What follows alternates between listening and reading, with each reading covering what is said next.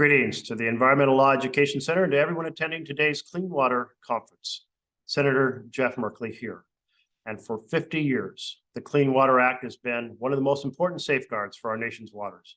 Before this landmark, the dumping of sewage and toxic waste made 2/3 of our lakes, our rivers, our coastal waters unsafe to swim in or fish. And we were losing nearly 500,000 acres of wetlands every year. America's waters were in crisis.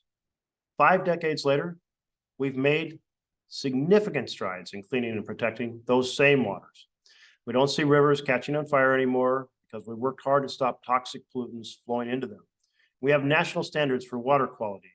We've made huge investments in wastewater treatment and wetland management. When I was growing up, you couldn't swim in the Willamette River because it was so polluted. Today, that's not the case.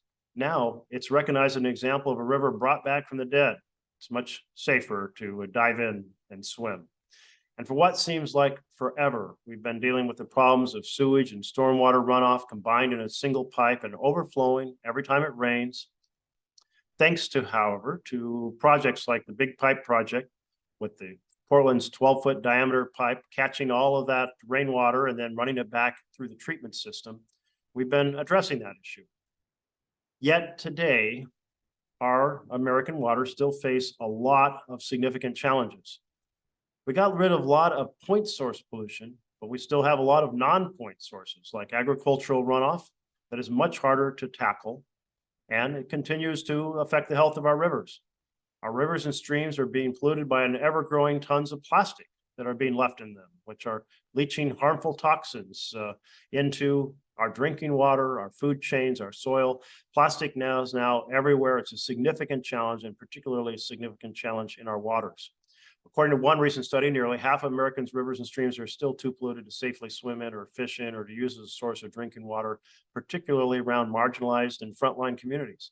We also have the problem of algae with warmer waters and more nutrients for the algae. Algae is having a big impact across this country in our rivers, in our lakes, in our streams, and we have a lot of challenges to tackle it. And here in Oregon, we're experiencing a multi-year drought that not only impacts our farmers, our ranchers, our irrigators, but has huge ramifications for the quality of water that is there. A study found that in Oregon specifically, warming temperatures have made roughly 3/4 of our rivers and streams uninhabitable for different populations of fish, because among other things, those warmer temperatures are making the water perfect breeding grounds for algae. Back to algae. Our state is known for its fishing. Our salmon and steelhead and trout are prized nationwide, but 75% of our waters are inhospitable to certain fish that were there before. Can you believe that? Whether it's the years-long drinking water crisis in Flint, Michigan, or the more recent boil water notices in major cities like Jackson, Mississippi, and Houston, Texas, or private wells right here in Oregon contaminated by nitrates, it's abundantly clear that we still have a lot of work to do to ensure clean water for all Americans. A lot of the struggle we're still facing today is a result of special interests and the last administration's efforts to weaken the Clean Water Act. Their strategy was polluter profits over the health of the people. I joined with my Senate colleagues to stand up against that because safe, clean water is among the most critical resource for the health of all of our communities, as well as the vitality of our rural and recreational economies. As chair of the Interior Appropriations Subcommittee, which has significant power over the EPA's budget, and as chair of the Environmental Committee's Chemical Safety Subcommittee, I've been working to tackle these issues and from every direction I can. We need better protection of our lakes, our rivers, and our streams. One effort is helping to secure funding in EPA for wastewater infrastructure and safe drinking projects across our state. Creation of a Columbia River Basin Restoration Project and the more than $2 million in grants that it got to fund 14 major environmental protection and restoration projects.